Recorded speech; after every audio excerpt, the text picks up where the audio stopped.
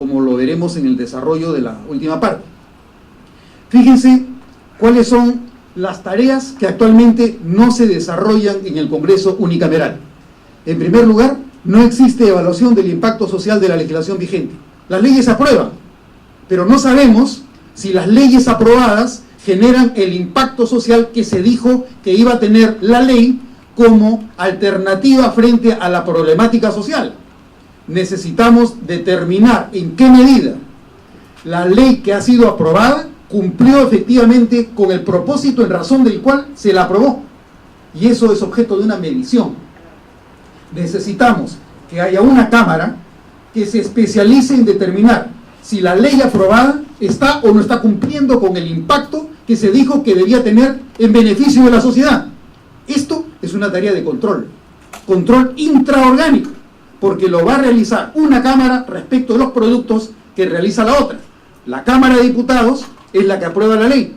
El Senado es el que realiza la evaluación del impacto. ¿Con qué finalidad?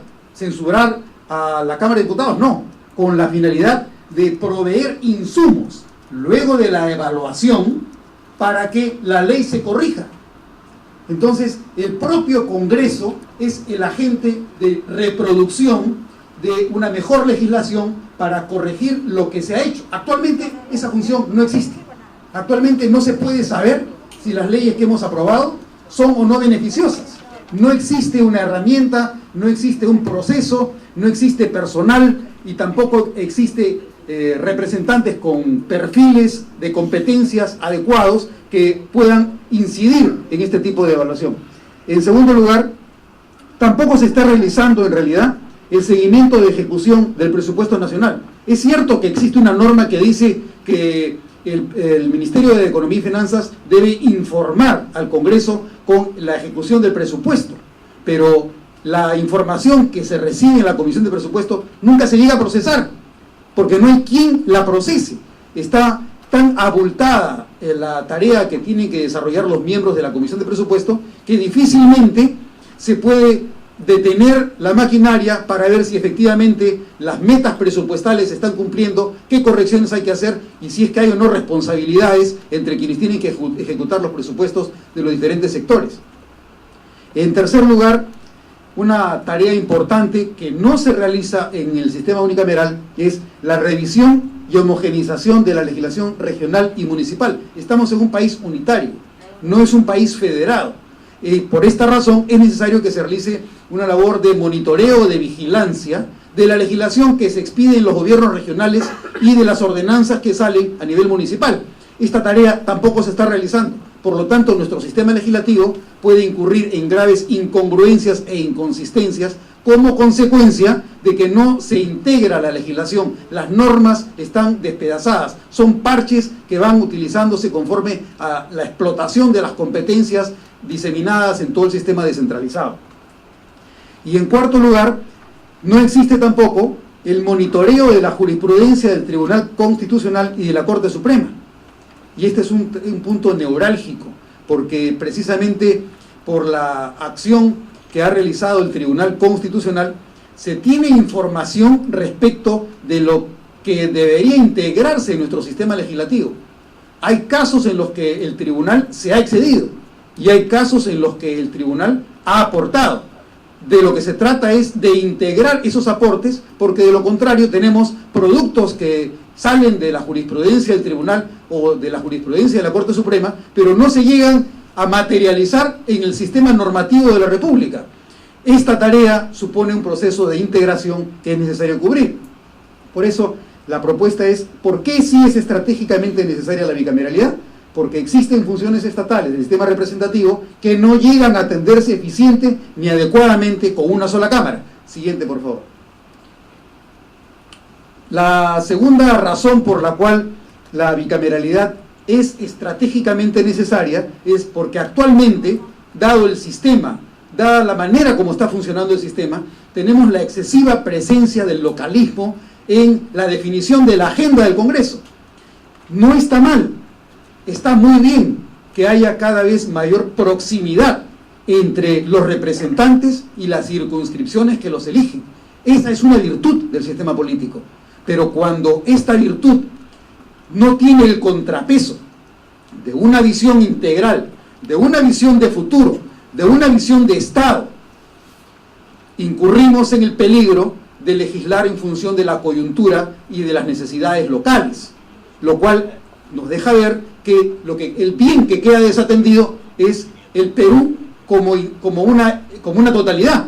La ausencia de visión del Perú como totalidad en el largo plazo es lo que cabe compensar con la propuesta de una bicameralidad en la que la elección de quienes integran la segunda cámara presuponga un perfil de puestos con personas, con candidatos, con representantes que tengan la especial calificación de ver los problemas estatales a nivel macro.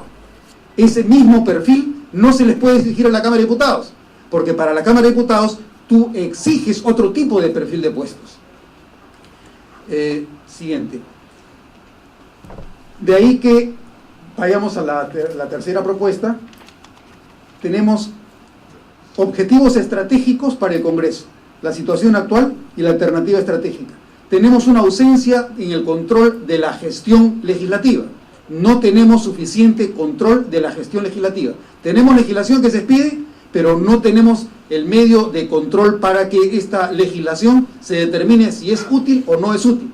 Entonces, ¿de qué manera pretendemos alcanzar los objetivos estratégicos? Primero, objetivos como afirmar el principio del origen representativo del poder.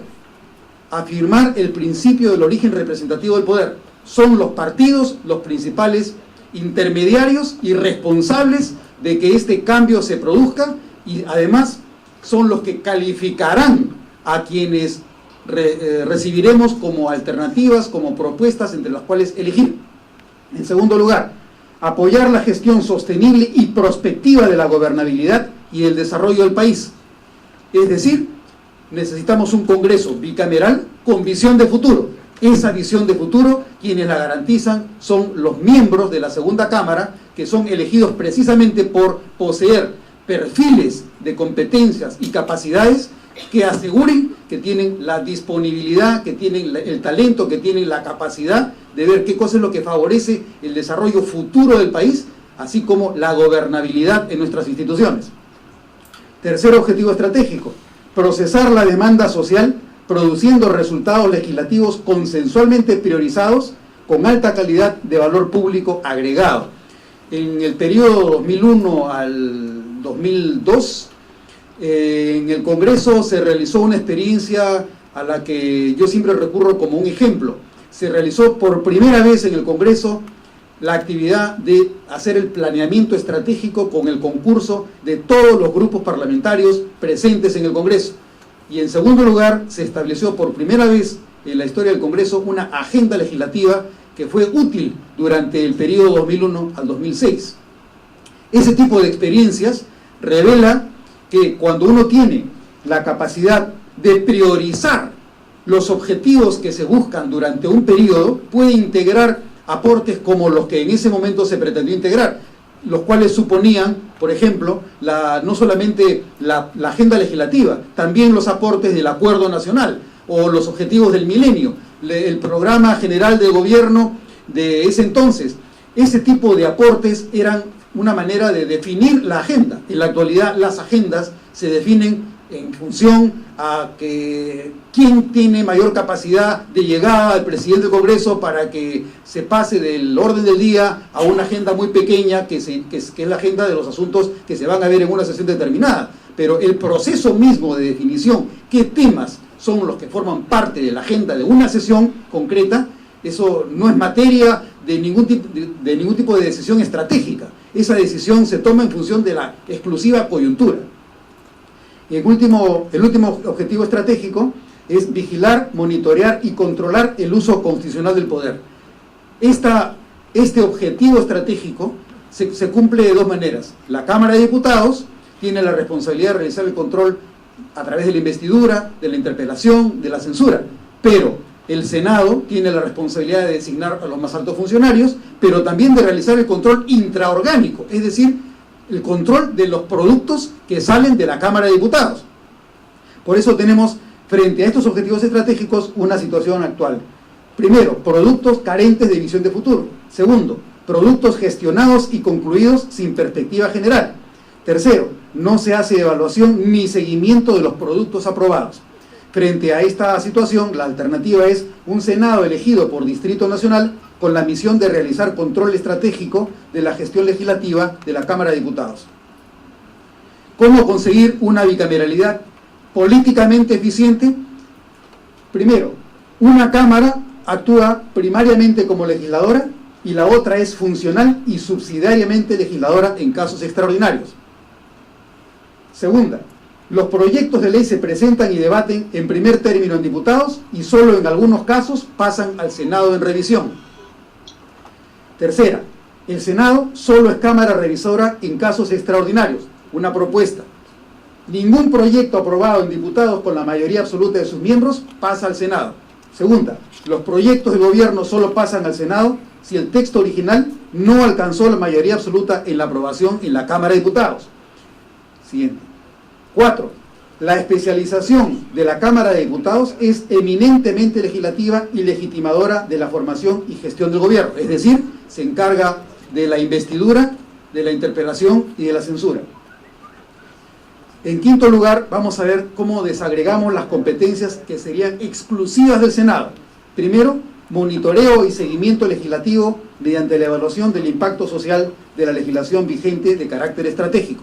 Segundo, seguimiento de la ejecución y logros con la aplicación del presupuesto anual.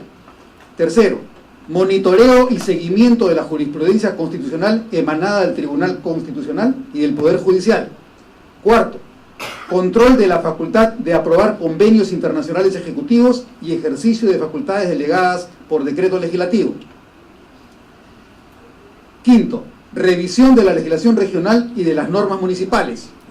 Sexto, dirigir el proceso de codificación normativa y mantenimiento del ordenamiento legal vigente. Esta es una iniciativa que ha surgido recientemente, que consiste en determinar de las 31.000 leyes que existen en el Perú, cuáles son las leyes que efectivamente están vigentes. En este proceso, en el periodo inmediatamente anterior, la comisión presidida por el congresista Santiago Fujimori realizó un esfuerzo para excluir del ordenamiento legal vigente todas las normas que ya habían cumplido con su cometido o habían quedado derogadas, con la finalidad de reducir de las 30.000 leyes que existen en el Perú, un código que no pase de 3.000 leyes, que son las leyes que efectivamente vale la pena consultar.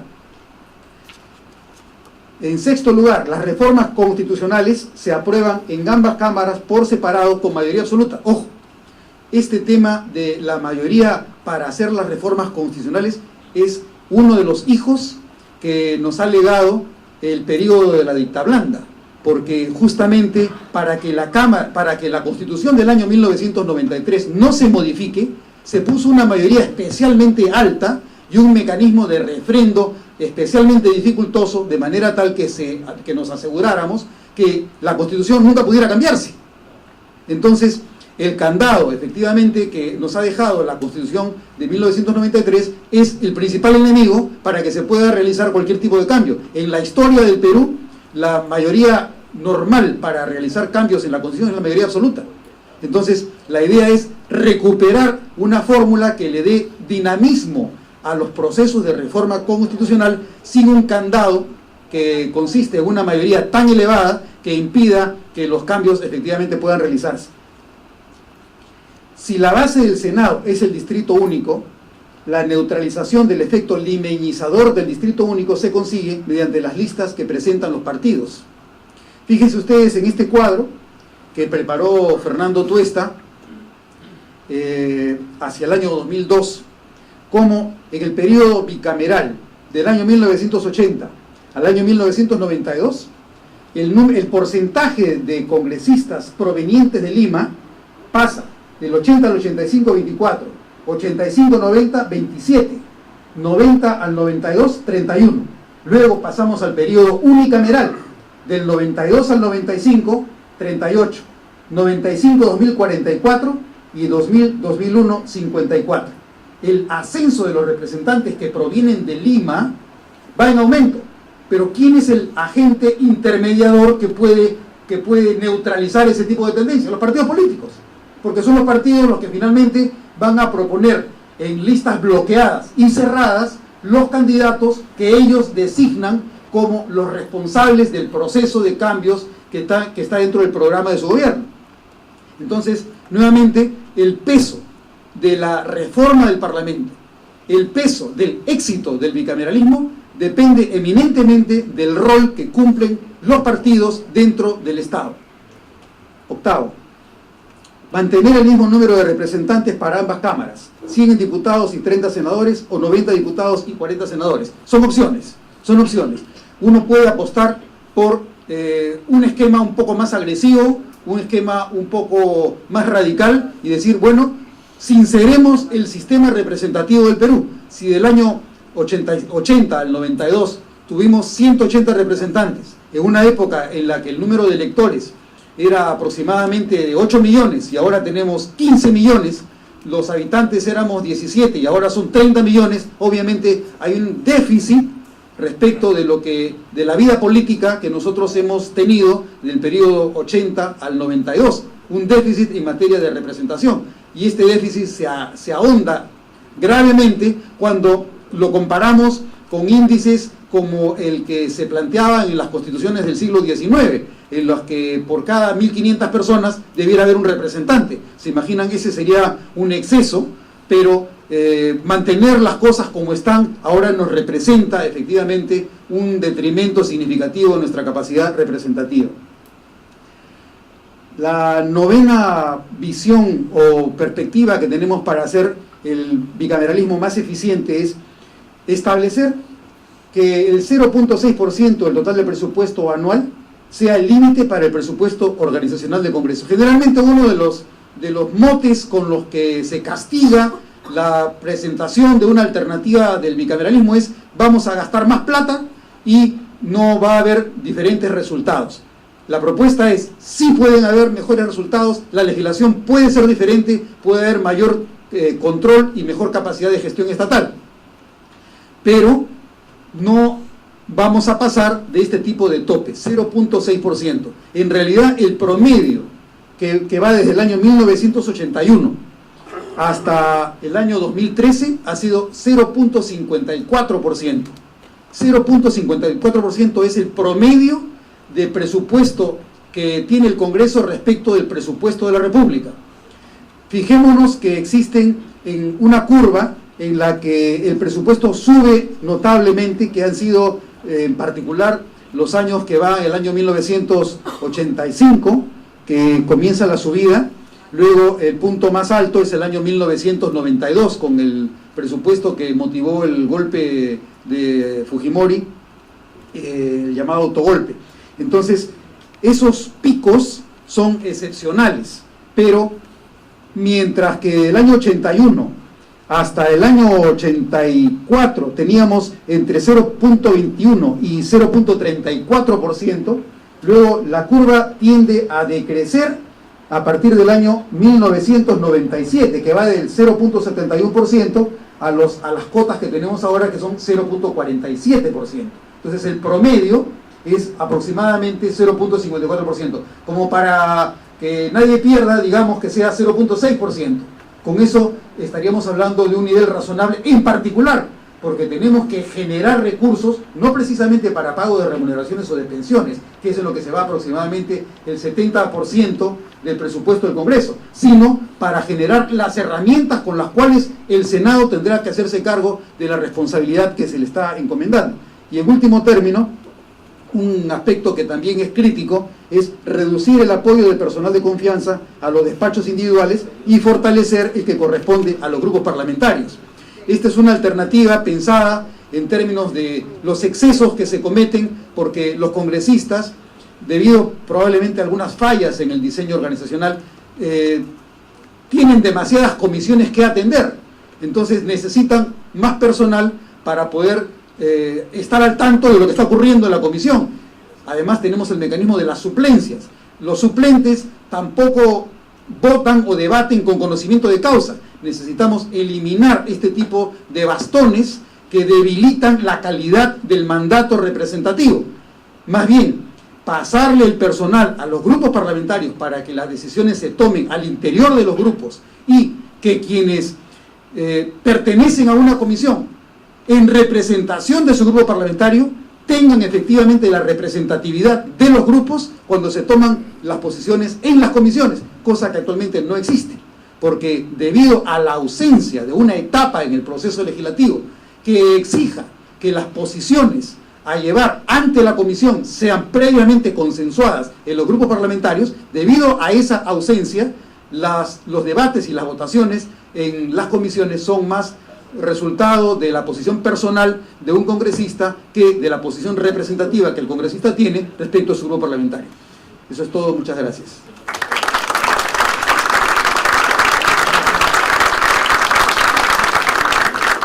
Bien, muchas gracias, doctor César Delgado Guembés, ex oficial mayor del Congreso de la República. Y bien, como ustedes lo tienen en programa, vamos a tener un intermedio, señores, en la Universidad Inca Garcilaso de la Vega, ex jefe de unidad de extradiciones de la Procuraduría DOC Anticorrupción, presidente de la Comisión de Constitución y Reglamento del Congreso de la República y congresista de la República, es obvio, para el periodo 2011-2016. Están en la mesa, señoras y señores.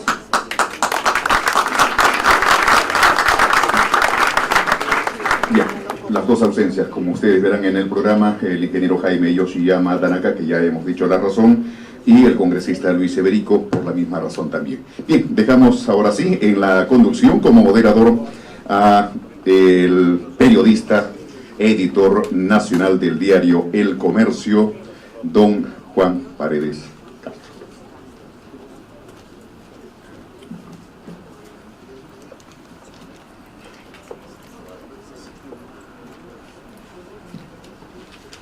Buenas noches. Quiero agradecer, en primer lugar, al doctor Omar Shejade, presidente de la Comisión de Constitución del Congreso, por honrarme como moderador de este conversatorio. Estuve acompañándolo en la mañana, junto con el senador colombiano Juan Lozano Ramírez, y algunos expositores más, en lo que fueron las primeras opiniones previas a este conversatorio y que resultaron muy interesantes. El conversatorio de hoy me exime emitir, por supuesto, opiniones, pero sí quiero expresarles a los organizadores de este evento y al público en general mi interés, solidaridad con la necesidad de fortalecer el sistema democrático y a través de este propósito el de rescatar en la institucionalidad del país la importancia y trascendencia del papel que juega un sistema bicameral de un legislativo como el nuestro, con los antecedentes ya históricos que conocemos. Creo que los expositores de esta noche no van a tener que mudarse al podio, sino van a poder exponer desde sus respectivos sitios. El orden que quiero yo poner a consideración, si me acompañan aquí, es que comencemos con el doctor Antero Flores Arauz, que sigamos con el doctor Raúl Castro, presidente del PPC, el doctor Antero Flores Arauz, el presidente del partido Orden, el doctor Raúl Castro, presidente del PPC, seguidamente el doctor Jorge del Castillo, secretario general del Partido Aprista, y el señor Luis Taís, secretario general del Grupo CIT. Se han señalado las ausencias de representantes de Fuerza 2011, el ingeniero Jaime Yoshiyama, y de Luis Iberico, que es representante del Partido Alianza para el Progreso. Faltarían algunas otras representaciones, por supuesto, entre ellas la de Solidaridad Nacional.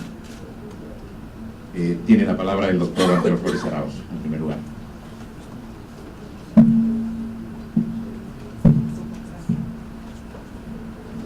Mil gracias.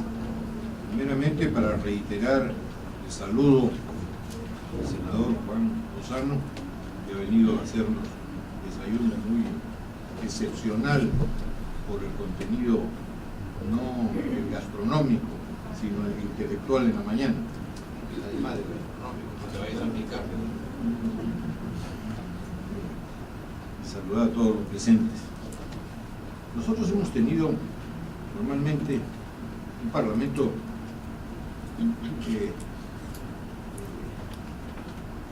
diría de dos cámaras. ¿Cuándo se cambia el tema? Se cambia en el 92, después del 5 de abril, cuando hay este llamado autogolpe del ingeniero Alberto Fujimori, y que gracias a la Organización de Estados Americanos, cuando aún tenía poder y prestigio, logró buscar en alguna forma ser bisagra entre el gobierno del ingeniero Fujimori y la oposición de aquel momento.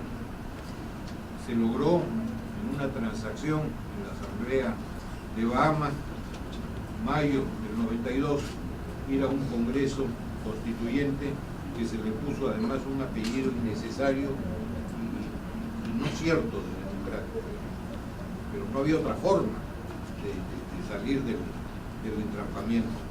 Y entramos en ese congreso, y además de constituyente era un congreso normal, usual, no solamente para las modificaciones, gracias, no solamente para el tema de la modificación constitucional, sino también para la legislación ordinaria. Este Congreso Constituyente dispuso en la modificación constitucional que hubiera unicameralismo, y es lo que tenemos hasta ahora. Yo les soy franco, y en la mañana en este desayuno lo comentaba, fui seducido por el unicameralismo. ¿Por qué? Por una experiencia ingrata. Mi primer proyecto de ley, que lo convertí en ley, me demoró cerca de un año, y era un tema simplemente de cambiar el signo monetario de INTI a Nuevo Sol. Era un tema de quitar de ceros, y en la mañana les explicaba y les contaba que por estar en esto, quito 3 ceros, quito 4 ceros, quito 6 ceros, no quito ceros, en fin, nos demoramos prácticamente un año en idas y vueltas. Entonces eso era frustrante, y uno no veía el tema de la seguridad jurídica, sino simplemente la frustración de ver que un proyecto de ley tan simple demoraba todo ese tiempo de íter legislativo.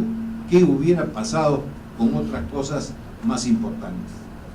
Entonces, uno seducido por eso comenzó a laborar luego en el Congreso Constituyente y después en los demás congresos.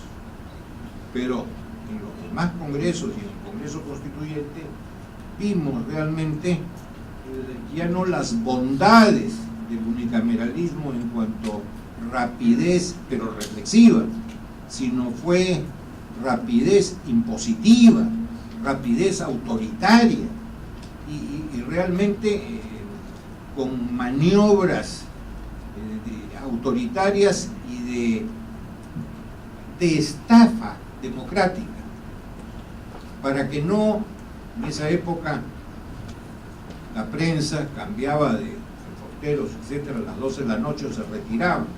Entonces nos tenían hasta después de las 12 de la noche y en madrugada, y ahí era que se aprobaba todo prácticamente. Ustedes creo en Colombia lo llaman pupita, y sí, nosotros le llamamos carpetazo. Y esto fue lo que vivimos. Y entonces allí comenzamos a reflexionar, este sistema tenemos que cambiarlo. Y además la comunicación ni siquiera era franca. Esa mayoría, ¿cómo actuaba? Esa mayoría actuaba, en ese momento habían los beepers, y sonaban y todos sacaban su beeper y ya sabían cómo votaban. Pero era realmente abusivo, eran intolerantes, te dejaban hablar, habla, lo que quieras, pero al final, racatán, el pupitrato. Entonces, comenzamos a reflexionar muchos en que era necesario alguna solución.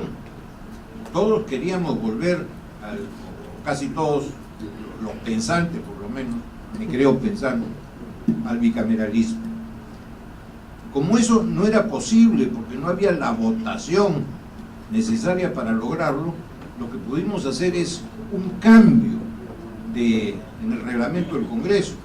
Y como se dijo antes, llevamos la doble votación. Pero la idea de la doble votación es que se exceptuara de la segunda solamente cosas muy puntuales, cosas que pudieran ser de gran urgencia, pero no todo. Hoy día la mayoría de cosas se dispensan de segunda votación y en consecuencia se ha prostituido el sistema. ¿Qué se pretendía con la doble votación? Mantener el íter legislativo rápido, que es una de las características del unicameralismo, e ir con la segunda votación al sistema reflexivo de una segunda votación en otra Cámara. Como no había otra Cámara, era en la misma, por eso la doble votación. Pero lamentablemente el tratar de balancear las dos cosas o integrar las dos cosas, en la exceptuación de la segunda votación malogró lo que se pretendía hacer. Ahora estamos en el tema de regresar al bicameralismo, y esta tarea la ha asumido con mucha dedicación, yo diría además sacrificio, porque es un tema que no es popular. La ha asumido Omar y le está poniendo pues mucho empeño, y estamos en eso con él, pero es un tema que es difícil, como insisto, porque no es popular. Las principales objeciones que la gente común y corriente señala es: uno, va a costar más. No necesariamente va a costar más. Cuando un parlamentario gasta, aunque sea un galón de gasolina, eso ya es un pecado. Si el parlamentario además se toma una Coca-Cola, doble pecado. Cualquier cosa ya es pecaminoso en el parlamentario. Hablo del bueno, no hablo de los sátrapas, que también los hay. Entonces, es mal visto. Hay que buscar una fórmula también que diga en una norma paralela que esto no va a significar mayor gasto. Dos, que la administración no va a duplicarse, que podrán haber dos oficiales mayores, pero no necesitan haber dos gerentes de personal, ni dos tesoreros, ni dos, ¿qué te puedo decir?, gerentes de servicios, ni dos oficinas de prensa. Todo lo que es la administración se puede concentrar en uno solo. Y como cada vez que han venido los parlamentos, han ido aumentando los despachos de los congresistas hasta niveles, yo francamente critico, y es exageradísimo lo que tienen. Oye, cuando yo comencé en el 90 con Jorge, creo que teníamos una secretaria, punto. No teníamos ni oficina, después vino. Hoy día hay montones de edificios y montones de gente. Yo sí creo que el tema parlamentario en la administración sí se puede manejar. Y lo segundo es generar corriente de opinión para que la gente entienda lo que es el bicameralismo y los beneficios que eso tiene para los ciudadanos. Si esto no va acorde con una campaña de toma de conciencia, que busquemos también a los congresistas que creen en ello y que tengan lógicamente su prestigio para hacer artículos en los periódicos, salir en televisión y en las radios, buscar a los profesores universitarios de Derecho Constitucional y Parlamentario que hagan sus artículos, etcétera, hacer algo como lo que se ha generado para la ley universitaria, en contra, por supuesto, de ese mamotreto. Creo que podría tener éxito, y sobre todo si se hace lejano al próximo proceso electoral. Yo creo que con esto está bien.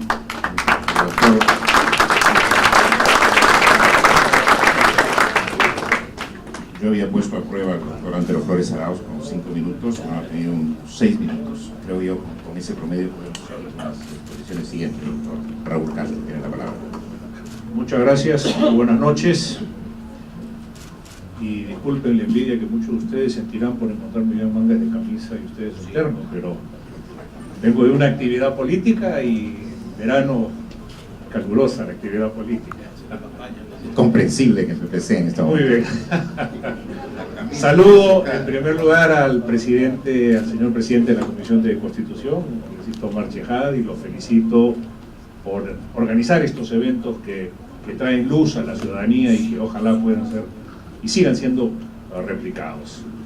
También a nuestro moderador, el doctor Juan Paredes Castro, y a todos mis amigos y colegas, todos ustedes esta noche. Bien, antes lo decía con mucha propiedad que la unicameralidad en el Perú lamentablemente no respondió a un concepto de eficiencia parlamentaria, sino respondió a un criterio de control político de una Cámara única con pocos parlamentarios, pero que se podía, de alguna manera, a través de un víper o de mensajes o lo que fuere, rápidamente controlar y orientar o direccionar hacia determinados objetivos específicos del régimen de ese entonces. Recordemos que hasta esa época el Perú tenía 180 diputados y 60 senadores, de manera que había una representación general de 240 parlamentarios, como ha dicho César Delgado Guembes, en un país que tenía 8 millones de electores. Hoy día tiene 15, si mal no recuerdo dijiste, César. Efectivamente 15, 16 millones es donde estamos ahora. Pues bien, entonces no hay que olvidar esto. Nosotros entramos a la unicameralidad por una puerta equivocada. Yo creo que el tema de la bicameralidad es una de las aristas de una gran reforma política que tiene que operar en el Perú. Cuando ingresé al Congreso el año 2006, presenté un paquete de reformas políticas que incluía modificación de la ley de partidos políticos, modificación de la ley electoral, restitución de la bicameralidad, eliminación del voto preferencial, etcétera, etcétera, etcétera. Algunos a esto le sumaron, por ejemplo, modificación constitucional respecto del voto facultativo o de la obligatoriedad del voto y otros conceptos más con los cuales podíamos discrepar o no. Pero lo que se intentaba es hacer una gran reforma política que la estamos necesitando a gritos. Por ejemplo, el caso de la revocatoria. Es increíble que hasta ahora no hayamos podido producir una modificación concreta de la ley de revocatorias. El año pasado hemos tenido proceso de revocatoria en Lima, hemos tenido en el mes de marzo, hemos tenido elecciones complementarias en muchas provincias del país en el mes de julio, por revocatorias, hemos tenido proceso complementario en Lima en el mes de noviembre, la capital del Perú. Tenemos ahora un proceso de revocatoria en 69 provincias del Perú, un proceso complementario por revocatorias, y este año tenemos elecciones municipales y regionales en el mes de octubre, y en el mes de noviembre segunda vuelta de elecciones regionales. O sea, en pocas palabras, este es un carnaval electoral, y los partidos que no tienen financiamiento público tienen que estar permanentemente recurriendo a ver cómo arman elecciones internas y a toda esta parafernalia que se ha armado con la ley de partidos políticos y controles absurdos que terminan ahogando la democracia y favoreciendo la informalidad en la política y en el sistema de partidos, ¿no es cierto? Porque cuando yo le digo a candidatos míos tienen que competir, no me dice más fácil es hacer mi partido político propio en las regiones por lo pronto, ¿no es cierto? Entonces, la reforma política es un hecho absolutamente necesario y la bicameralidad es también parte importante de esta reforma. Yo discrepo, estoy prácticamente en un 90% de acuerdo con César Delgado Guembes, pero discrepo en una parte. La historia sí tiene importancia. La constitución histórica del Perú es la bicameralidad. ¿Y por qué es importante este factor? Este factor es importante por lo que voy a decir. En el Perú se ha escogido el sistema de representación plurinominal. Quiere decir, varias personas representan a una misma circunscripción. Quiere decir, por Arequipa hay 6 congresistas o diputados, digamos, 6 parlamentarios. no se ha elegido el sistema uninominal, que es uno que representa a una circunscripción, que es un modelo en el cual básicamente se gestionan los intereses legítimos, por cierto, legales o adecuados a ley de los ciudadanos. En el Perú lo que se ha favorecido es la representación plurinominal. ¿Qué significa eso? Que diversas tendencias políticas están representadas en el Parlamento de la República. Quiere decir que el Parlamento de la República es la gran caja de resonancia de las distintas corrientes políticas, donde se va a discutir y se va a armonizar, a consensuar, a adecuar en favor de leyes del Perú todas estas posiciones políticas. Ninguna predomina sobre la otra, hay corrientes múltiples. Bien, entonces, ¿qué sucede con la unicameralidad? Además de todo lo que he dicho antes, con lo cual estoy absolutamente de acuerdo. Que la Cámara Única es la representación por circunscripciones por naturaleza. La gente trae sus problemas, pero además debaten algunas veces problemas nacionales teniendo visiones locales. Y esta gran discusión política que debería darse en función de la tesis plurinominal no se da porque la Cámara siempre está a la carrera y porque siempre hay temas por legislar y no hay momentos o espacios de reflexión, para que ustedes tengan una idea de lo que estoy diciendo. Intervención, 3 minutos. Réplica, 1 minuto. Dúplica, 1 minuto. Tienen con un interés tan regional, tan acendradamente regional, quieren imponer su punto de vista porque su supervivencia política depende de eso. Y si ellos regresan a su región sin haber conseguido el proyecto de ley, simplemente están muertos, porque su campaña la han hecho sobre esa oferta electoral, sobre esa propuesta electoral. En consecuencia, no tienen la predisposición o la serenidad o la tranquilidad necesaria como para entrar a discutir otros temas con una visión más extraordinaria, como no sea la que le imponga la bancada. Pero eso también tiene sus contradicciones, porque eso genera fricciones en los grupos parlamentarios y eso se ha visto hasta la saciedad. Bueno, me quedaré aquí porque creo que se venció el minuto, ¿no? Porque recién iba a empezar a tocar el tema, pero...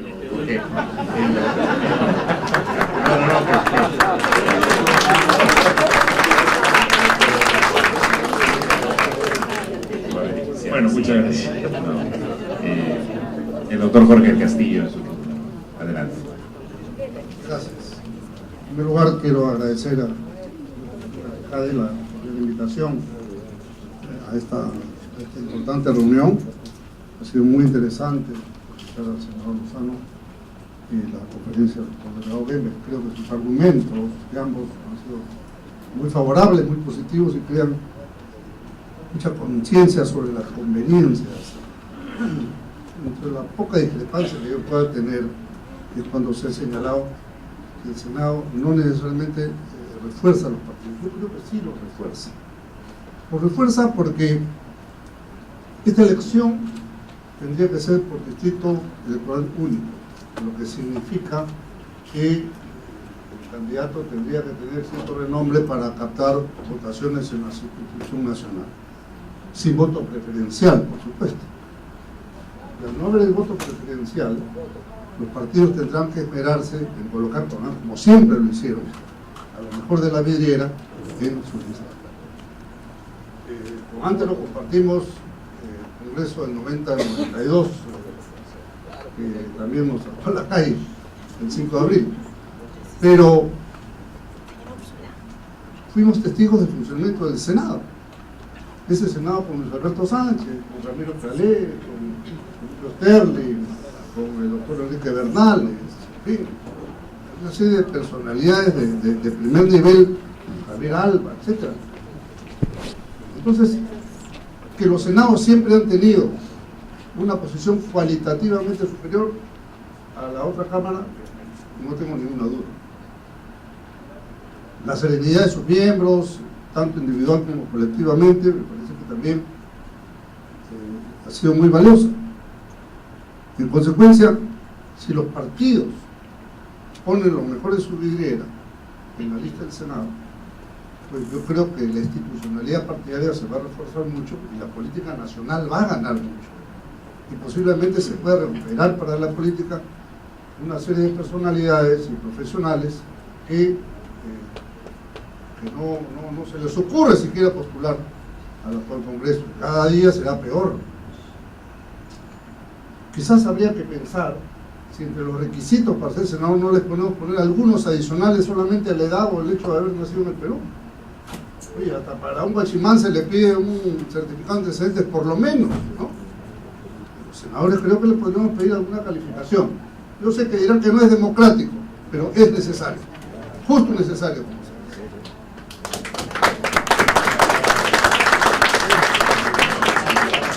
Otro tema importante es, creo que hay que tener, coincido en que el mismo número 130 podríamos dividir y asegurar en algún artículo complementario que el presupuesto sea el mismo. No hay por qué aumentar el presupuesto.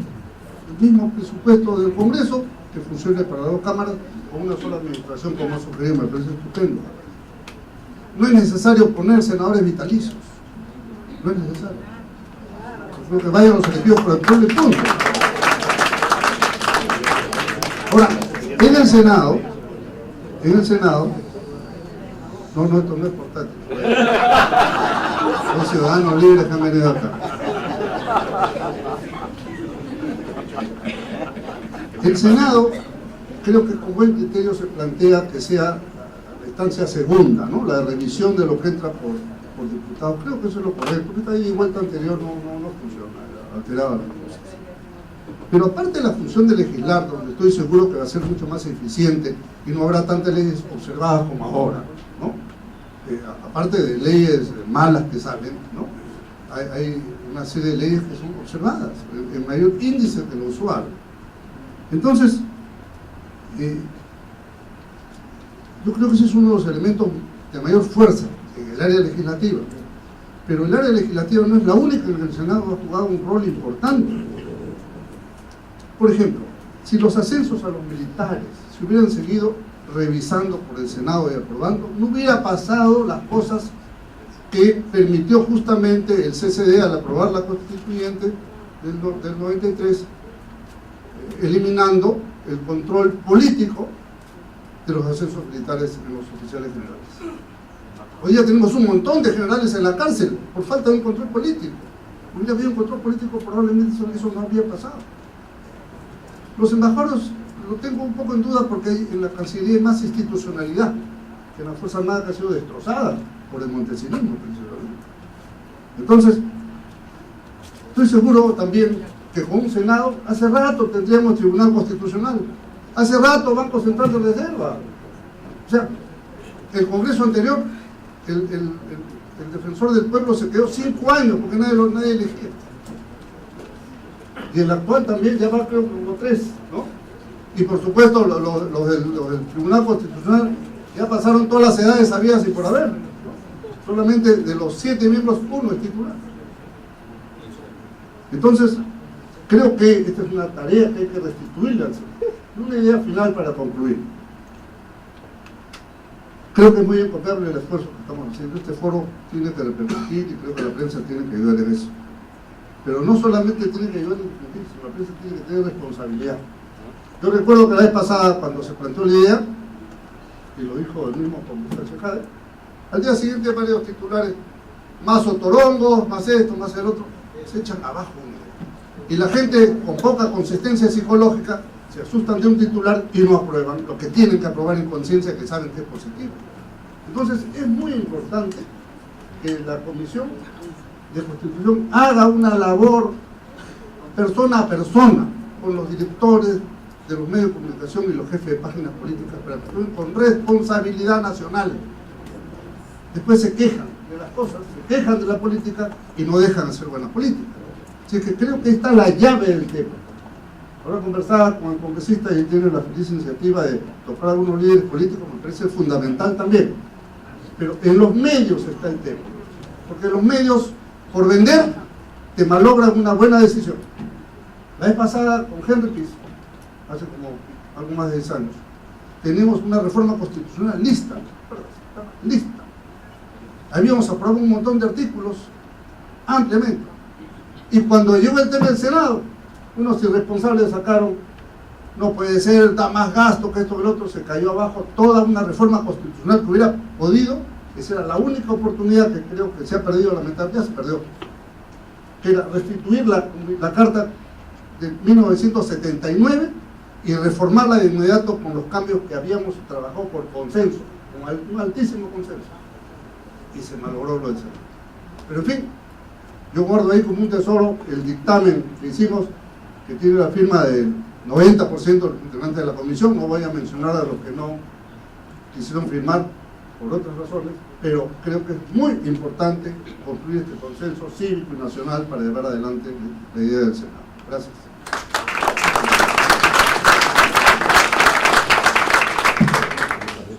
Gracias, doctor Castillo. Adelante, señor Luis Taiz. Bueno, dicen amén, ya lo dijeron todo, y es muy difícil, siendo el último, no es verdad, no va a ser sino un resumen de todo. Yo creo que esta es en primer lugar, es una excelente oportunidad para reflexionar sobre la institucionalidad política del país.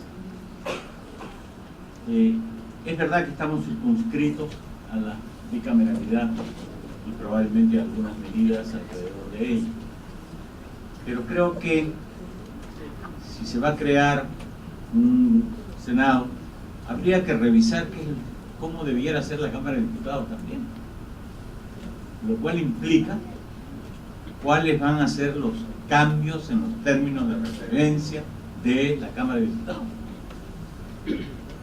Entonces no es solamente crear un Congreso y darle un Senado y darle una función, sino también hay que revisar lo que hace una Cámara de Diputados. Yo quisiera felicitar a mi amigo Lozano, al amigo Delgado, que han hecho unas excelentes exposiciones y que no hacen pues sino confirmar lo que por lo menos la mayoría de los partidos políticos tenemos bastante claro. Efectivamente sí, hay que estar en una bicameralidad. Creo que esto no puede ser si no cambiamos algunas normas también, que tienen que incluir obviamente la eliminación del voto preferencial.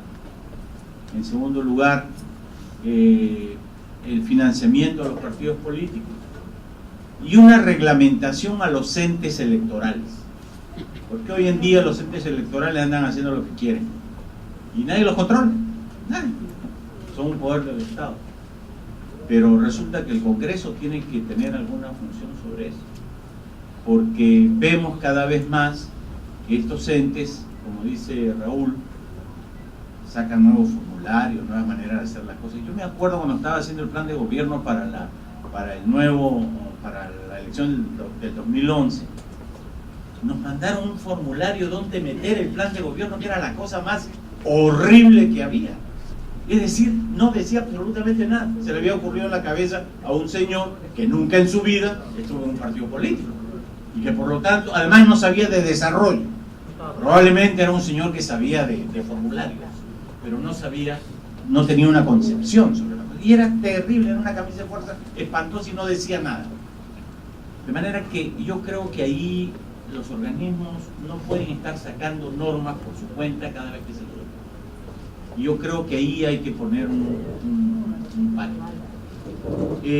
Yo lo que quisiera es señalar algo en la cual creo que debemos de avanzar. Yo quisiera decirles, nosotros nos hemos estado reuniendo los partidos políticos, los secretarios generales de los partidos políticos. Desgraciadamente no hemos podido lograr todavía la incorporación del Partido Nacionalista. Y aunque me han prometido, la presidenta del partido me prometió que iba a enviar una persona en el futuro a estas reuniones. Que son reuniones en las cuales nos juntamos los secretarios generales de los partidos políticos a conversar y nos hemos dado cuenta que tenemos mucho en común. Y nos hemos dado cuenta que es muy fácil ponernos de acuerdo. Y nos hemos dado cuenta que podemos tener la confianza para poder definir en qué estamos en desacuerdo y por qué. En esas reuniones, el Partido Fujimorista nos ha dicho, miren, nosotros no estamos cerrados, estamos abiertos, si nos convencen que esto mejorará. Creo que hay que darle los argumentos sobre eso. Entonces, yo creo que allí hay un tema fundamental que hay que manejar. Creo que quizás la Cámara de Diputados debiera de ser uninominal, es decir, por cada provincia. Tenemos 192 provincias, 192 provincias, uno representa su provincia. Y ahí tenemos los intereses de las provincias representadas. ¿Qué partido lo logrará? Ya eso es un tema distinto. Y tenemos una visión de país a través de el Senado, que es de un solo distrito, ¿no es cierto? Distrito 1. Yo quiero felicitar al congresista Chejade, que ha tomado esto muy personalmente, y quiero señalarle que nuestro partido apoyará la creación de la bicameralidad.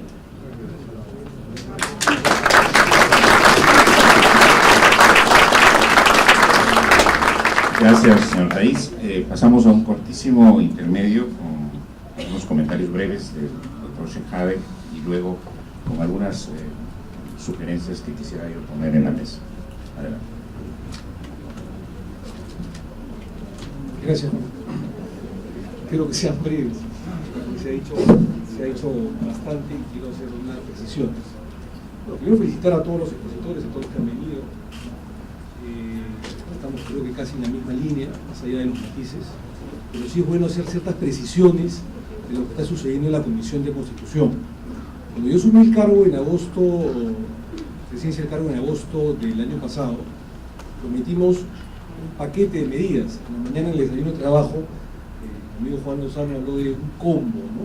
Un combo de medidas que evidentemente el buque insignia de ellas es y será la reinstalación, la recuperación del Senado de la República, del sistema bicameral, pero no solo es el sistema bicameral. Nosotros estamos debatiendo el día de hoy en la Comisión de Constitución también el tema, y el año pasado, hace un par de meses, también celebramos otro conversatorio importante. Ustedes se acordarán, algunos de los que están acá presentes en la mesa estuvieron en ese conversatorio sobre el voto facultativo y la necesidad de reinstaurar el voto facultativo en el país, el voto voluntario, no obligatorio. Es un tema importantísimo.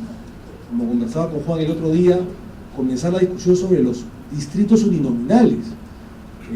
Raúl Castro ha dicho el día de hoy, efectivamente, nosotros hemos elegido un sistema plurinominal